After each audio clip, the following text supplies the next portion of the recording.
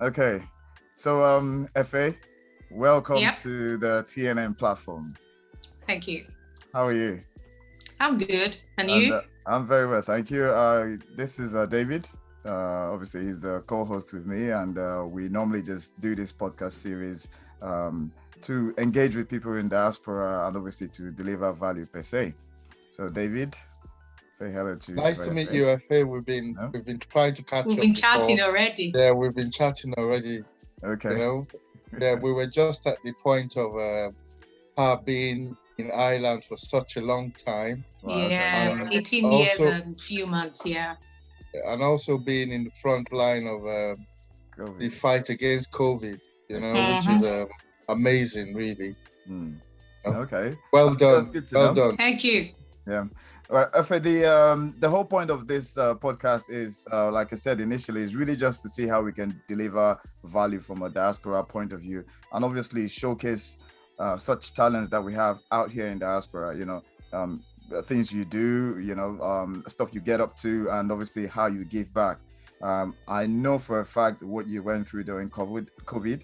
I witnessed all of it, both online and obviously from hearsay. But Mm. today's one is kind of is interesting because we just want to have a good time, and so feel relaxed about everything, please. Yeah. And let me just add that you look amazing. Thank you. Thank you. I was going to wear a hat because I know you have this thing with hats, but I thought maybe when we start Yeah, talking, I'm a we get into millenary it. as well. I make hats and fascinators. But today I just said no, I wasn't going to wear one. Yeah. All right. Awesome. The key thing is I wanted us to talk about you per se. Let the Okay. audience get to know you. It's not structured. We might pick up questions based on your conversation, and then obviously it's a two-way thing. If you want to ask us anything, we would obviously highlight that as well. But it's key that we deliver a level of value. So the floor is yours. Let's talk about you for a bit with regards to life in the diaspora, and then we will go into the impact that Nigerians are having in Ireland, which is kind of the center of what I really want to discuss today. Okay. My name's, I'm going to say it in full, pardon me. Why not? Agamire Efe Yep. Joy Osobase Doyle. I'm married with 4 kids. I'm a paramedic. I'm a millenary. And I just added one now. I'm a beautician. I just added just that about 2 weeks ago. Okay. So I do the microblading and the micro shading. I came to Ireland in 2003, as I was saying to David, precisely on the 13th of April, 2003. Okay. And since then, I've been here. Right. I was supposed to just come here for holiday, go back, have my son, go back. But coming, having my son, and everything just went smooth. Gave my son his passport, looking at the color of his passport to my color. Mine was still green. Okay. The passport he got barely 3 months after birth was red. And I was like, wow, I think I might want to have this. And I stayed back. And while I was here, I was going to school. I have a master's in child psychology. Right. I did,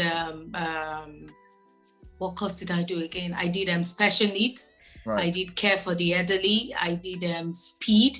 Right. I did sugar craft. I did cookery. I did home management. I was actually busy because I didn't have my papers there. But when I got my papers, I went straight to being a paramedic. And so Right. far, so good. Yeah. I've been working as a paramedic or sometimes as a healthcare assistant. It depends on my mood. Or I sit at home and do my headgears and my fascinators. I can be loving, I can be irritating. I'm a very outspoken person, and I like talking from the negative part. I hate it when people talk all positive. Right. Because there's always 2 sides to a story. No matter how thin you slice the cheese, it's got 2 sides. Yeah. So I'm that person who thinks critical. Yeah, I we'll get wouldn't to say that. I think normal. I think very abnormal to things. We're I gonna like get to throwing that. lights from where you would not want to see it from. Brilliant. The name Osobase is a very popular name. I take it that's your maiden name. I know a few Osobases. I know Patrick Osobase. He resides in Abuja. I don't know. That's my cousin. That's your cousin. Okay, brilliant. So I'm getting closer to you, which is brilliant. Please take us back to Nigeria before you came to Ireland. Tell us what life was about. Tell us how you grew up, and then tell us the decisions or the influences that led to you deciding to come to Ireland. Okay. I'm the last child of my father and number of 26 kids. I happen to be the last card. I had a beautiful upbringing. My father was a magistrate. He had a couple of wives.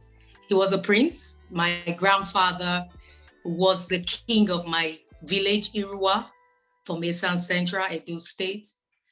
We had a very good upbringing. I went to a Motown nursery school, a Motown primary school, St. Maria Gority, and I went to Edo State University where I did English language and literature. I got married in Irua in the year 1999. Got married to my husband, Patrick Doyle, not the actor though, his nephew. Right. And moved to Lagos. I did my youth service in Lagos, had my daughter in Lagos. She's 21 now. Life was beautiful. My husband didn't want me to work, so I went into business. I was traveling to Lebanon to buy jewelries and buy kaftans to come sell. And whenever anybody had anything to be done, maybe contracts for bed sheets, for window blinds, I would jump in and do it. I was a homemaker. I was more like a housewife, but I had other things going for me.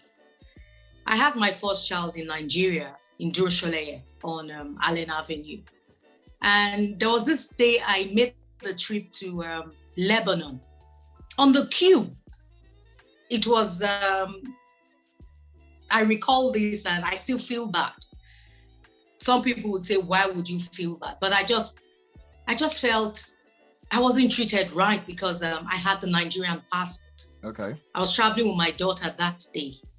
It was a business class, but regardless that, right, we were put apart because we had the green passport. And I saw other Nigerians who had the blue passport, the red passport, and they were treated nicely. Right. And this is business class. And I just kept saying to myself, yeah, even with the business class, you are still treating me as if I am just a nobody. Yeah. And when I came back from that trip, I said to my husband, I said, my next child, I must born her for abroad. Those were my words. Right. I said, no get high B. My next pikin, I must born her for abroad. And he was like, why? I said, no. Mothers that had green passports, but because their children had colored passports, they were given preferential treatment. So I won't make I still get that kind of treatment. So when I was pregnant, I said to my husband, I really want to go have my child abroad. I applied for the American embassy, and because I was too heavy, I was denied. And luckily for me, I still had the UK visa, which I used and found myself in Ireland. So the decision was not as if life wasn't good in Nigeria. Life was good in Nigeria because my upbringing, I was taught according to my name. My name means Agamirelu Efe. That's if you're contented with what you have, you're very, very rich. My father never spoiled us with so much. He gave us the basic. And he always told us that if you have the basic in life, you're okay. You don't need so much of money to be happy. It doesn't even bring you happiness. Good name, he would say, it's better than riches. Right. So it was not as if I left Nigeria for a greener pasture. I left Nigeria for, permit me to use this word, for just to to make a statement, to just have this as a den, to have this comfort while traveling. Right. I think that was my mentality. It might be childish then, but that was how I saw it. I just wanted to go on the plane and people would treat me right. My kids, they had the red or the blue passport and they would like, okay, regard me. Not just I had the green passport, my daughter had the green passport, and I was treated as if, okay, you stay here. I know you're on business class, just stay here. So that was my mentality. I wasn't really running for greener pastures, no, because life was comfortable then. Oh, wow. That's, there's so many things I don't know about you. This is the essence of our podcast. Yeah, we get to know each other. The amazing thing is that I know your dad very well. So everything you said, those attributes are things that I can only amplify, and I see that in you constantly when you do your programs. And like I said, we'll get to that, especially critical thinking.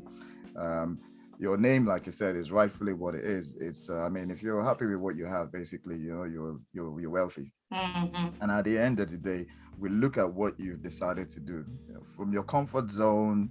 You go abroad, and now you're making an impact on a level abroad.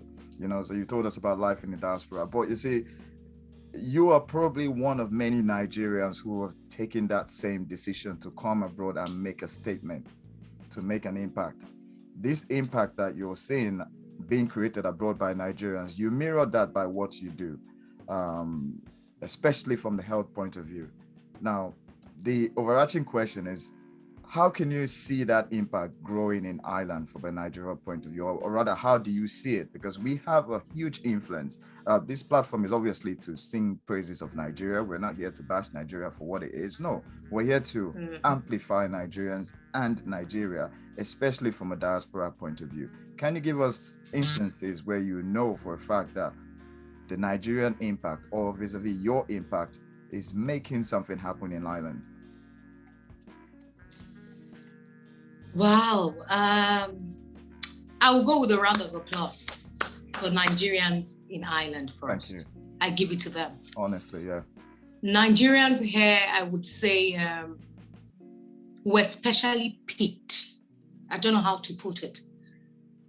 In every 10 Nigerians you see in Ireland, 8 out of every 10 is doing something. It's contributing back into the system. The Nigerians I know here, they are very hardworking. Mm-hmm. The ones who are not good with education, they've gone to learn something. Right. We have loads and loads of Nigerians who are handymen. And you know what that is, living in this part of the world. Of course, yeah. They're making so much. Yeah. We have loads. In the medical field, don't go there, Solomon. We are top there. We are top there.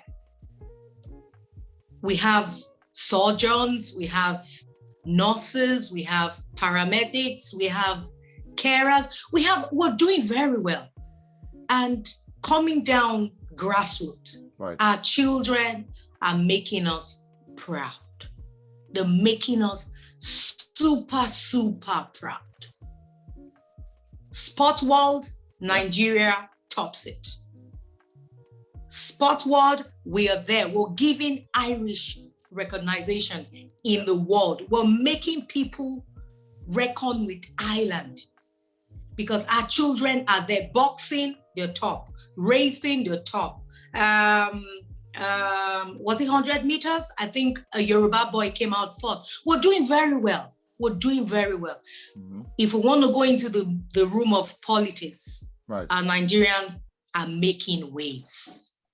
We have Nigerians in Ireland here who are TDs, like councillors back home or local government chairmen. Okay. They are doing so well. Nigeria, as you know, we have that.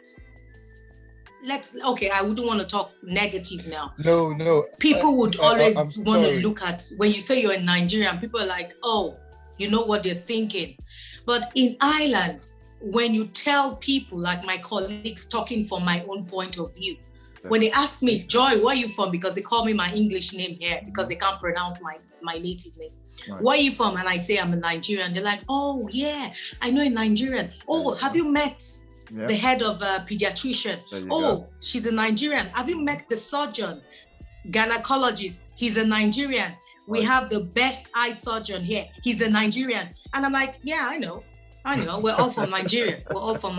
So in Ireland, trust me, the more Nigerians we have that are making us proud, it's more than you would always have bad eggs that are not making us proud. Our Nigerians in Ireland are hustlers. Let's sit on that for double, triple hustlers. You know, I think that's a point we can anchor for a bit, you know, the Nigerian impact in Ireland, because it would be good for people who are going to listen and then, you know, the overarching audience to really understand the impact that we are creating, pushing forward in Ireland. So we can talk on it from all different point of view.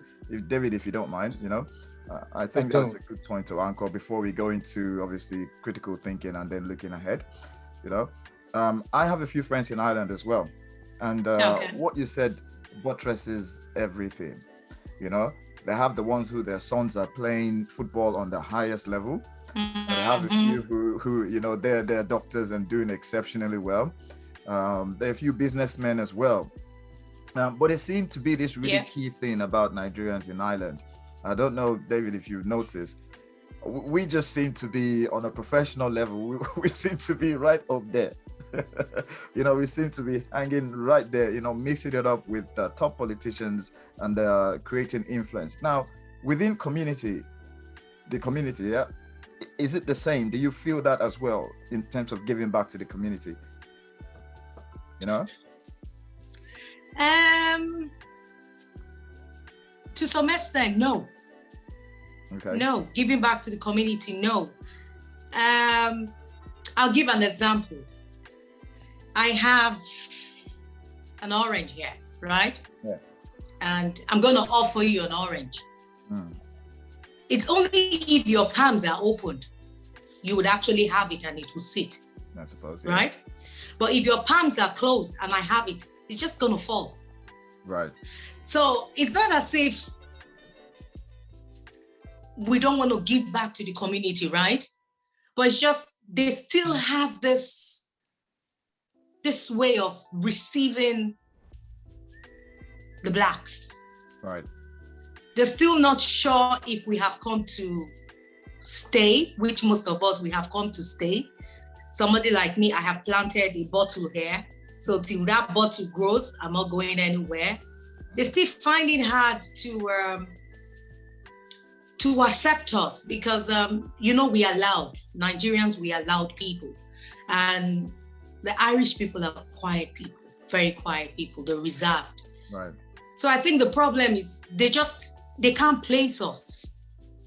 They can't really tell if, like the example I just gave you with the orange, if your arms are open wide, it's gonna sit.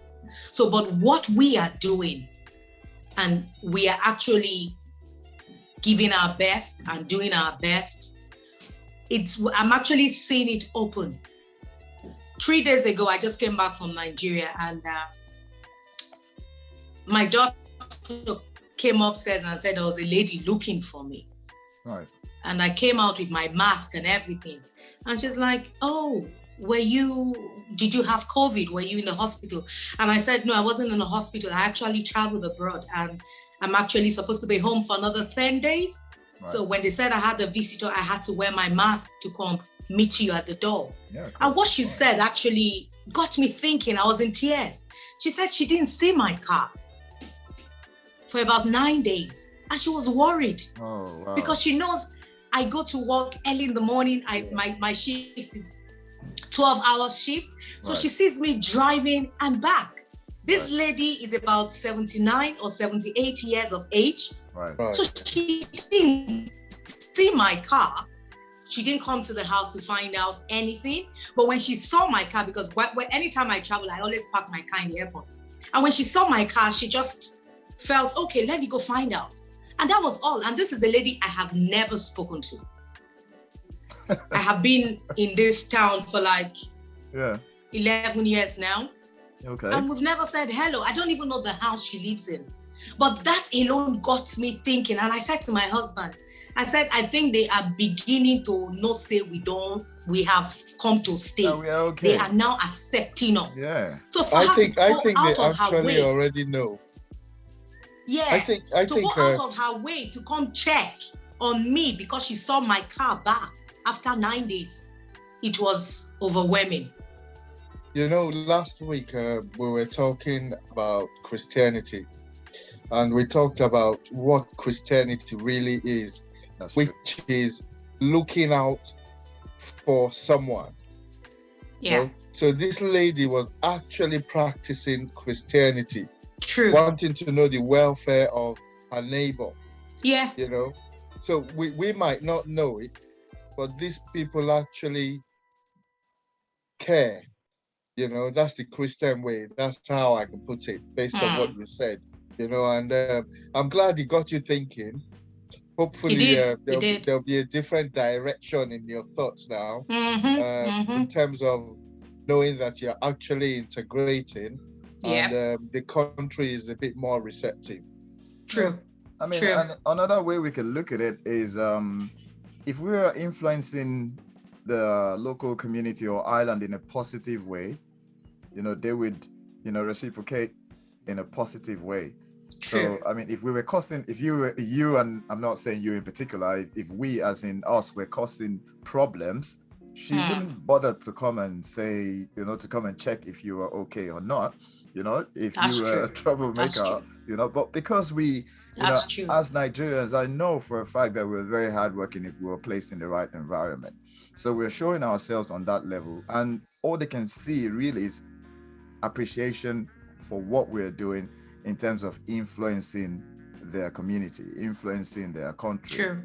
You know, and you know, I applaud you for that. I mean, like I said, I know you very well, but I don't know you very well. You know, so some of the things you're saying are really, really touching home, because when it comes to stuff that you do, which we're gonna more or less just drift into now, critical thinking. What was the tipping point for you to kick off that program that you do in terms of being critical, to let people start understanding values, appreciation, and just being themselves? So what really kickstarted that journey, that critical journey that you took? Okay. The major reason was I lost my best friend in Ireland. Sorry to hear that. I made a friend in Ireland when I came in 2003, and we were so close. People thought we were actually friends from back home. Right. She died in 2017, December 28th. Nigerian as well? She's a Nigerian, yeah. Oh. She's from Edo State. She's a Benin lady. And it got me thinking, because I saw loads of people coming around for the funeral, coming around and saying all sorts of beautiful things about her. Right. And at the time, I just sat down and I was saying to a lady beside me, I said, is it that she was so perfect? And everybody coming in here is just saying, oh, she was so this. I have lots of nasty things to say about her. She was mean, and she would give it to you, and she would do this, and I cracked everybody up, and we all laughed, right? 2 weeks after her funeral, I went on my Facebook page and I said, tell me what you think about me. Wow. Let me hear it now I'm alive. Don't say it when I'm dead. Yeah. Who knows? We don't know. People say people hear from beyond, but I don't know. But in case I can't hear from beyond, let me hear it from you, Solomon. Say it on my page. Tell me, what do you think of Efe? What do you wish of me? How do you see me? And one of my big cousins really went mad. She called me on the phone and said, pull that post down. And I said, why? She said, read what you just said. You're alive and you want people to say what they would say about you when you die. Are you dying now? Why are you talking negative? And I said, but that's the whole point. We all say, God forbid. We all say, even my friend that died 2 months ago. Right. We still had plans for the summer. We had our holiday booked already, but she died. So me talking now, I might not see tomorrow. So let me hear it today. And it just got me thinking every day. And a friend of mine called me. She lives 20 minutes away from where I live. Right. She called me and said, it's been placed in her heart to let me know this, that whenever I talk, she would always want to listen. Whenever I'm in the gathering, whenever I talk in the church, I never say things to what would please people. You say, forgive your neighbor, forgive the person who has offended you.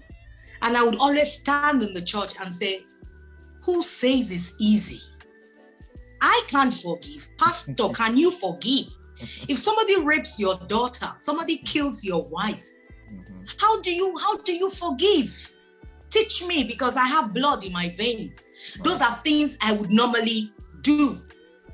She just said, well, it just came to her and I should start something. I should start talking. Right. She had me talking in church the other day and she just said to her husband, Efe is wasting away. There's so much in you. Yep. Start talking. Because you don't reason from how we reason. I don't know how you see it. I don't know how you do it. You always bring it from the negative aspect, positive aspect, and you marry it together and we begin to see. Right. So I said, okay, I would give it a try. And I went on my page and I just started critical thinking. Let's think critical. Yeah. Because people don't want to think critical. You and I, we always want to shy away. We always want to say, God forbid. Who says God forbid? No, God allows. Who says it's all positive? No, there have to be a negative. I agree. If there's no negative, then life can't be interesting. I agree. If everything can be beautiful, something has to be ugly. Yeah. But we intend to shy away from it. We don't want to talk about it. So critical thinking came from me speaking out or me talking about things you and I would normally not want to talk about. Yeah. That's the better of critical thinking. Yeah. I'll go back to what I was saying in terms of impact. Yeah. How has that impacted, or rather, how has that changed your persona? Because a lot of people talk, a lot of people speak, but what they say sometimes has no impact in their own lives. But has that really kicked something in you? This is a good one. Because we want to know, because people since can I pick up from started that. critical thinking, right? It's actually made me a better person. There you go. Yeah. When I say a better person, my family, my immediate family would tell you, I'm my mirror. Okay. Any topic I do on critical thinking, I'm actually talking to myself. Okay. There are things I would normally do before that I can't do anymore. Right. There are places I would normally go before that I can't go anymore. There are people I would normally hang out with, well, 1 and 6. Right. I can't be 1 and 6 with them anymore. So it's actually shaped me to become a better person. It's made me more humble. Right. I used to be very proud, very, very proud growing up. Right. Don't ask me why. I knew I was very pretty when I was growing up. Solomon, I'm not as pretty as I used to be when I was young, but trust me, I was one Efe Osobase, pretty queen. I was pretty. Some things it made me so pompous. It made me so proud. And my family background, I was that Osobase Momodu just gave me that edge. Right. I didn't have all the cash. My father was not a governor. My father was not a president. He was a retired magistrate, and he was the national secretary for Boy Scouts. You remember? Yeah, of course. Yeah. But you see that name, I was proud. But since I started critical thinking, right, it's broken my wings. It's made me humble. Right. It's giving me that I'm a very simple person. It's giving me that you are here. What of if you're there? There's always the other side. In anything I do, in anything I say, I'm always, okay, I'm here, thank God. What if I'm there? What will happen? So I think the other way before I think my way. It helps me grow my relationship with my kids, with my husband, with everybody that knew me before critical thinking will tell you, oh, she's a very nice person. But when I started critical thinking, people just thought you're an angel. Oh, wow. That's because everything I do on critical thinking, every topic I take on critical thinking, I just tell myself, you have to. There was a topic I did and I talked about karma and nemesis. From growing up, I've heard that word karma, nemesis. But before my program, I actually did research from the Bible, from the dictionary and everything. Right. And in doing that program, after the program, everything I did, holding the score, I have to make sure there's no karma, there's no nemesis coming. So I was living as if I was checking everything. It was like a checkmate for me. I was checking everything I do. Yeah. Every day I come back into the house, I'm like, oh, did I talk well to that junior staff? Oh, did I do this to my colleague? Was I nice to that patient? Was I this? Because I don't want karma, because Efe, now you talk and say, karma is a must. Nemesis is a must. Right. So I would not want such to come haunt me, to come to me.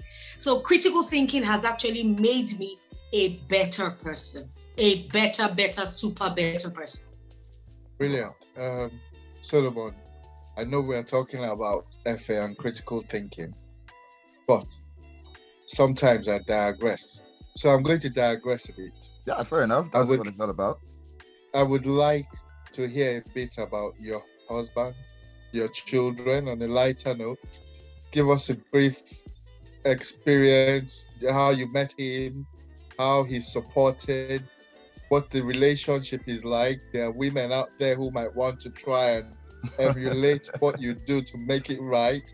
And tell us about the kids as well, you know? Okay. You sure you want to hear how I met my husband? 100%.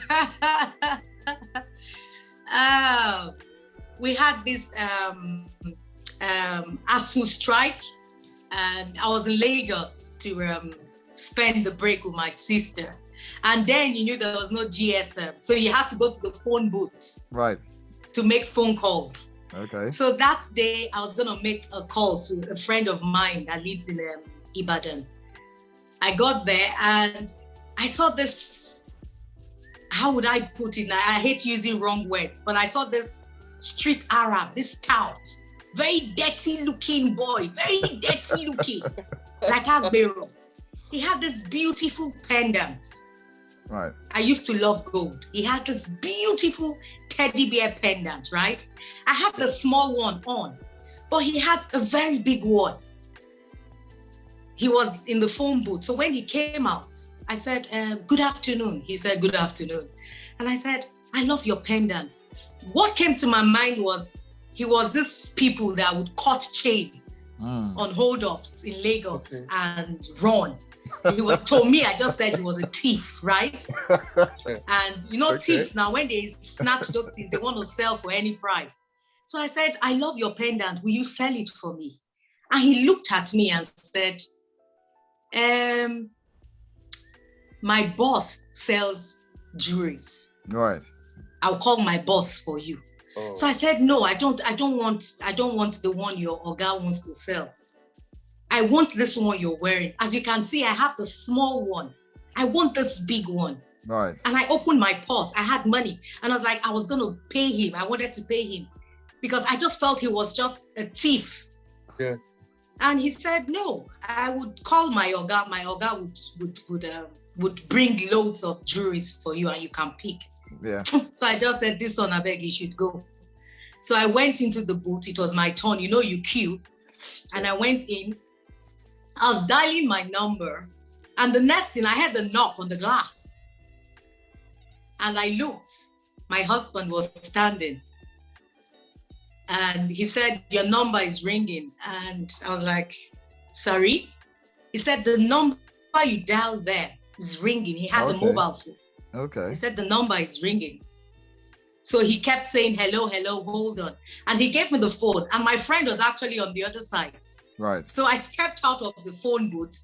I talked on his phone. And I said, thank you. While I was going, that tout, that's Omwale boy, that Agbero that I saw, walked up and said, auntie, that's my big brother. That's my Oga. I looked at him and my husband, I couldn't place my husband and this person. Because my husband was wearing yellow shorts. He's so light in complexion. His mother is half caste. So he's so light in complexion. Right. Sorry there. That's right. He was looking so cute, so good looking, really good looking. And I didn't say anything. I was dumbfounded. And I was like, and he was speaking Yoruba with my husband. She wanted to buy this pendant. My husband said, oh, you like the pendant? I see you're wearing the small one. And I just couldn't say anything. I was just like, because I was carried away. He was so cute. He was looking really good that day. So he said, where are you going? I said, I'm going to my sister's place. And he said, can I give you a ride? Sure. I said, oh yeah, you can give me a ride. It's not too far though. So he took me to my sister's house, Sister Pat's house. And while I was coming down from his car, was it an Okada man ran into him. Oh, wow. So everybody gathered and they said he must take the Okada man to the police station. And I felt so bad. Yeah. So we had to go to the hospital with the Okada man. We spent the whole day in the hospital. They pounded his car to the police station, Bagada police station. So he had to come back the next day. So we got talking and I used to smoke then and he used to smoke. So I offered him, he didn't have cigarette and I noticed he was like checking. I was like, what are you looking for?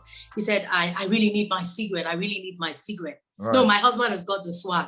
And I said, if you don't mind, can I give you mine? And he was like, what do you smoke? I said, I smoke Benson and Hedges. So he said, okay, I would manage. He takes Rottnest. So I gave him Benson and Hedges. So for the fact that he was smoking and I was smoking, we just gelled.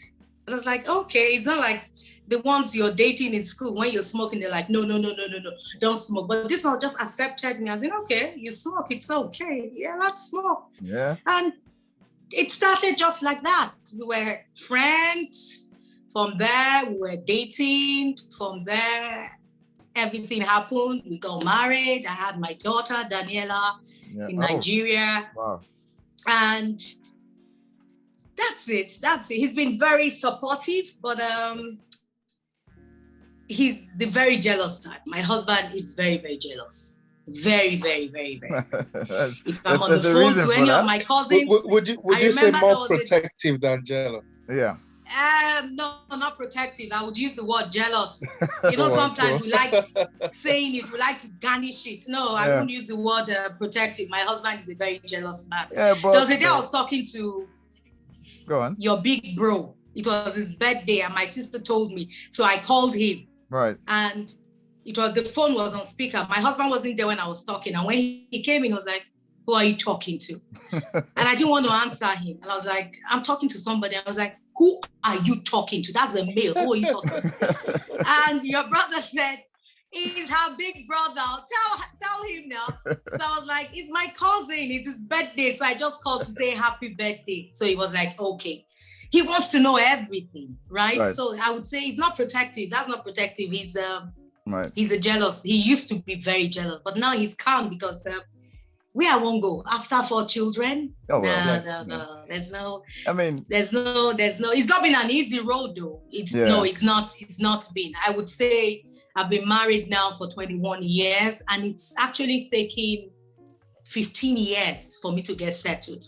It wasn't Solomon, David, trust me. People call me and say, are you still married to your husband, Patrick? Right. And when I tell them yes, a friend of mine called me last year and said she was going through so much, but we've not spoken for years. And she just said, are you still together with Patrick? And I said, yes. And she said, Efe, you know what? I'll talk to you some other time. And when she called me back, she said, She just wanted to know if I was still in that relationship. Then why can't she make her marriage work? There you go. Because mine was, maybe because you left abroad early. Solomon, mine was uncle we settle, auntie we settle, church pastor we settle. I was very hot. Let me tell you. My husband says 1, I tell him 20. My husband says sit, I say lie, I'm gonna stand. He says don't go, I say me, I will go and come back. So it took me about 15 years. Right. To actually know the value of being a wife, a mother, and being in marriage. Efe, you see, and I'm still learning. This is what is key in terms of these conversations. You know, we've covered so many topics, but when I said earlier that I know you, but I don't know you very well. Obviously, you being, very, very close relative, is obviously when you left Nigeria, the Efe we knew in Nigeria. A transformation, a complete transformation happened. Obviously, you retained the beauty, you retained the elegance, you retained the fantastic persona that you've always had, and you retained those values, right? This is it, seeing you flourish as a wife and as a mother, to 4 kids.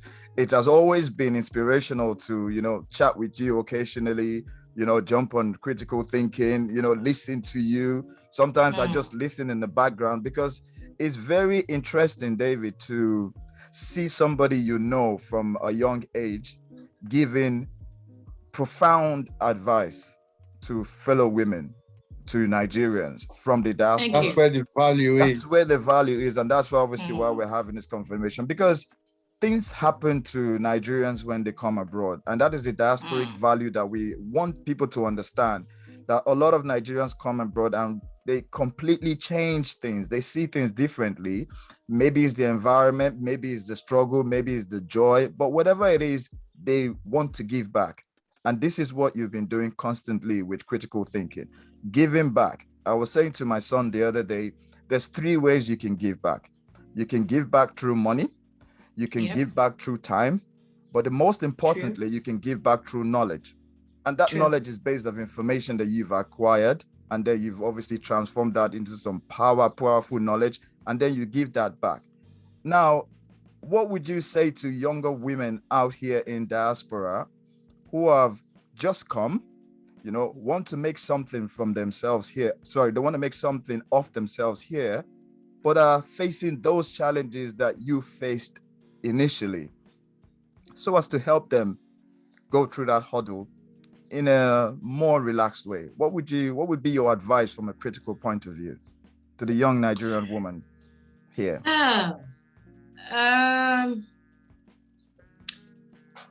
Living in the diaspora, number 1, has made most of us, you and I, made us humble.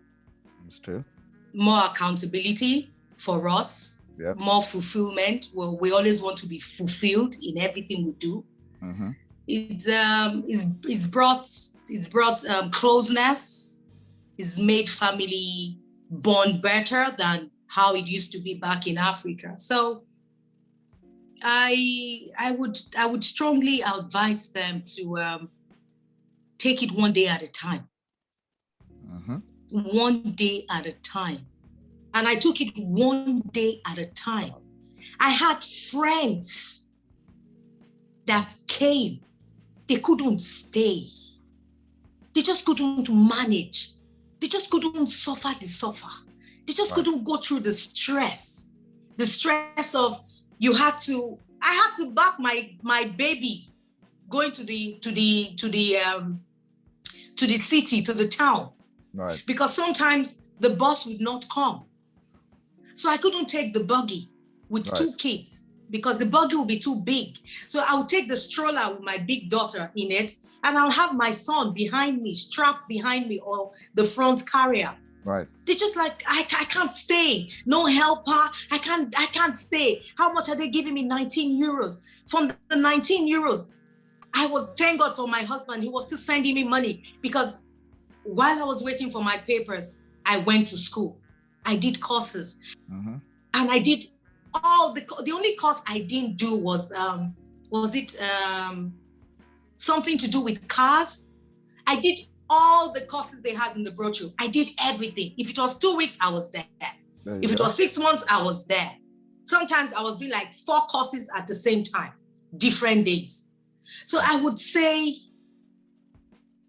have a big picture of where you want to be tomorrow. Once you have that big picture somewhere, walk it. Don't run. You sit before you stand, or you sit, you crawl, you stand, you walk, you run. Yeah. If you sit and you just stand and run, you would fall.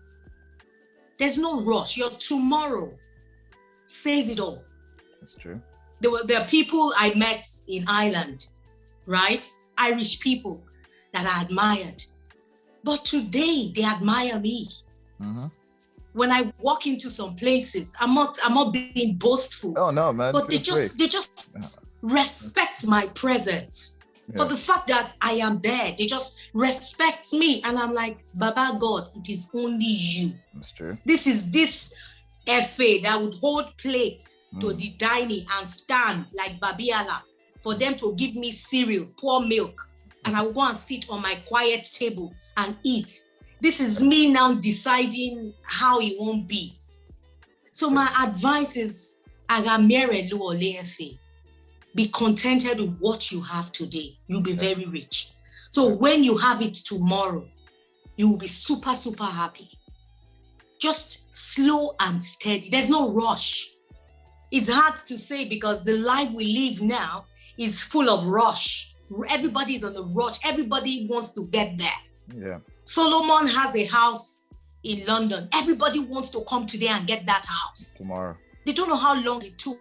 You're driving one of the best cars. Everybody wants to drive that car. You're wearing top range. Everybody, but they don't know the sacrifice. My daughter said, hooray, my mom is into designers now. She was jumping and celebrated. I only started buying designers from 2018. Trust me, Solomon. There you go. I'm telling you, this is not boast.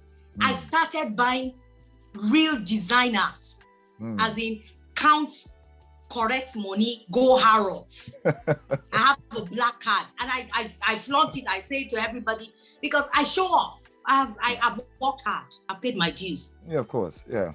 I have people who've been wearing designers for years. But I will go to that second-hand shop. I will buy my jeans and my shirt. I would wear it out. And I tell people, it's your courage. You wear Versace, I mean wear second-hand. If we both come out, I will still pull the crowd than you. Yeah. But my daughter celebrated me from 2018 and she was telling everybody, oh, my mom buys designers now. My husband is a designer freak. He wouldn't wear less. Yeah. But I could not afford it, my brother. But can I afford it now? Yes, I can. Yeah. So for anybody coming, don't ever look at anybody. I'm talking, you don't know if whatever I'm saying now, if it's a lie. That's true. I can tell you I'm so nice, whereas I'm a killer. I can tell you I am this, whereas I am not. Right. So when people say someone is their role models, I just tell them, hey, if only you know what you're saying. So my word, and in just a very brief summary, be yourself. Believe in yourself. Take it one day at a time, but have a big picture somewhere. If you have a big picture somewhere, trust me, you're going to get there. You're really going to get there. It's when you don't have a big picture, when you don't have directions, when you don't have plans. Yeah. Today you're dancing Makossa. When they play Michael Jackson, you're dancing Michael Jackson. When it goes to blues, you're dancing blues. You're not focused. But when you are focused, trust me, you will reach there.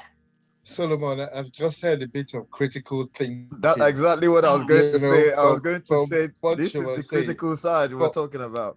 But the most exciting part of everything I've experienced with Efe today is her Nigerian persona. Yeah, well, that's not agree going your anywhere. Own. Well done. You speak our broken English now, correct way. You know? Thank you. When you were, every time you speak the broken English, when you talk I go trip, because our people understand the language, so they will know where you're coming from. Thank you so much. Now, thank you. I'm going to quickly ask, how do you give back to a country that you were born in, and a country that gave you who you are before you came to Ireland? There's no place like home. I'm an Irish now, but I go home, say, thrice, 4 times every year. Apart from last year, I didn't go anywhere last year because of the COVID, as you know. Yeah. It breaks my heart whenever I go back home. It breaks my heart because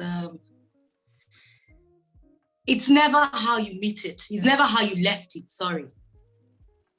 You leave Ireland, you come back. It's nothing much changed. It's still the same. Yeah. My milk is still €2.35. Right. My bread is still €1.28. Right. But Nigeria, it's never the same. It has never been. It's hard. It's heartbroken. I think the income in Nigeria today, 40%, permits me, I'm not too sure, 40% of the income in Nigeria is from you and I. Oh yeah, from diaspora. If not from people abroad, hey, they would have been eating, human beings would have been eating human beings openly. But because of, they have one brother, one cousin, one auntie, somebody abroad, and they are still sending in the kobo, the tro, the $1, the £1, the €1. That's what's keeping Nigeria going. All right. It's not the income they generate from Nigeria. That's not what's keeping Nigeria. Trust me. It's the pounds you send home. That's what's keeping Nigeria going. Well, this is part of the looking ahead from a diaspora point of view, Efe. As you can, as you can imagine, those are the pains that we've been bearing these pains for years and years and years, and then we get to a tipping point, especially us in the diaspora.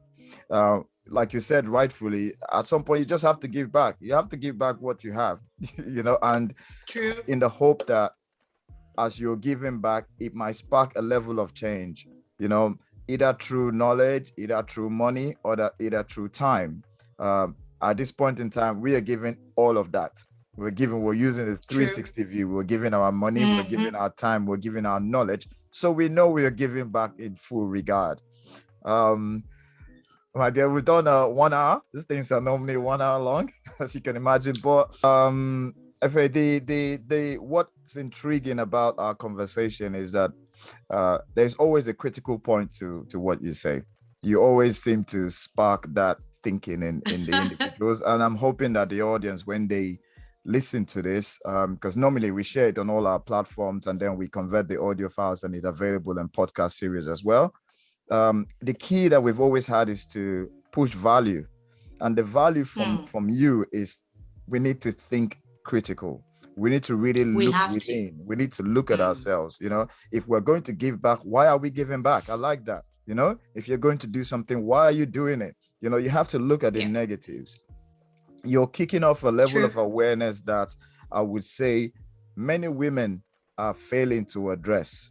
The reason I say that is because we don't have a lot of women who speak worthy things to other people. We have a lot of pastors, don't get me wrong. We have a lot of female preachers, but when it comes to speakers who speak value constantly, we seem to lack that amount. And you're one out there really, really doing it, regardless of what the situation. You're saying it as it is. And this is why I'm regardless of the less followers, I'm saying it as it is. Someone said, stop doing critical thinking. Sometimes when you're on, I don't even see up to 20 people watching you. And I said, I'm really not doing it for the crowd. No, it's not really about that. I'm doing it because I like it. For the one person who would watch and take what I have to say. That's it. this is the impact that we're talking about, because it's not really about clickbait or numbers. It's about value. And anybody who understands technology these days, they know what you're doing is timeless. It might be next year somebody might give you a call and say, hey, look, there was something you said last year. I've been living with that for a whole year. You know, this is what people fail to realize. But, you know, the ability for you to keep on going and still look as pretty and amazing and, you know, as wonderful as you are. My head is busting. I have to keep it together. No, it's been it's been an amazing time, you know, being spent with you. Thank you. We really like to continue, you know, engaging, you know, with the likes of yourself going forward. As the platform obviously grows and as we engage people, we would like to come back and say, Efe, give us some critical moments of your time, you know, give us some advice, give us some value, align it with what's going on in the diaspora, align it with what's going on in Nigeria, because this is what we need. I think that's where I would end that conversation for now. David, if you have any closing points for us. I will just say it's been a privilege to meet you. It's been a privilege to know you. I know about your husband now. My regards to him. Tell him he's a gentleman. Our regards to the kids as well. I will. Mom making the children proud is absolutely a fantastic thing. You're not going wrong in any way. Thank you so much. You know? All right. And then one last one now. Go for it. Yeah. My daughter sings. Her name is Shmoney Doll. Right. Shmoney Doll. I'll send it to you, Solomon. Why don't we invite her? She's a Nigerian. Why don't we look for a time and we have a chat with her? Because I mean, how can we forget? Now we have a gentleman in Ireland, JLOL. He's an Irish singer. He's a rapper. He's from Nigeria. He's from Benin. We had him on the platform a couple of months ago. Fantastic young man. Yeah, I will send you his details. He's an amazing young man, you know. He's from Benin as well. You know, it's a very, very... that's good. I mean, he's one of those singers that we rate because we know he grew up in Benin and he's doing so much in Ireland. He was on TV the other day again. So he was here. So, we would but as a typical Nigerian mother, I'm like, I don't like the weddings in your song. Must you use such? And she's like, Mom, it's my age group song. It's not for you mommies. It's not for you African mothers. You won't understand. Yeah. And people are like, Efe, it's strange for you to allow your daughter to sing such. And I'm like, well, that's where it comes in. But we recently had a 13-year-old. He's called Tyler Vibe. There you go. He's just released his first LP in Nigeria, you know? Yeah, that was on the 25th of June. If you look at the podcast section, you will see his interview for a 13-year-old, you know? So please, your daughter is welcome. Yeah, we would love to. I would love to really engage with her so we can know about the drive and, you know, whatever it is, because it's going to give value to young aspiring singers in the diaspora from a Nigerian point of view and back home as well. One of the aims of us wanting to talk to her as well is you never know. She could have a collaboration with JLOL. She could have a collaboration with Tyler Vibe. The producers might watch the podcast and say, that's true. Let's give her a trial, you know. That's what this platform stands for. That's what we are about, you know. I'll send you her details, Solomon. Yeah, definitely. There's a lot of... David, nice meeting you. You look so calm. I hope you're that cool. Like you said, we don't know what we do in our free time, just like you said. It was nice seeing you too. Okay. The only lady amongst two gentlemen. Oh, no. I don't know how gentle you people are, but you look gentle though. Don't worry. This is we will do a part 2. Yeah, we have to, because there's a lot of things that you've said, and obviously that requires a continuity, especially from a platform point of view, because a lot of people need to hear things that are truthful and inspiring, and most importantly, valuable. You know, and this is what we're centered to do. Mm-hmm. You're doing a good job. Keep it up. Thank you. Keep it up. Someday you're just gonna be bigger than all them big stars. The aim is to deliver value. Small. Wherever it Yes. goes, then we'll see how it goes. It But the aim is goes. to We- we've got time, we've got knowledge to give, we've got people who are here and doing great things. Let's showcase this. Let's showcase ourselves. Because no one is going to do it for us anyway. So at all. Yeah. But just to say pleasantries goodbye, and that we go in. So it's been an amazing time with you, Efe. Thank you. Thank you so much. Thanks. Thank you. So I'll just Okay. Bye. Bye.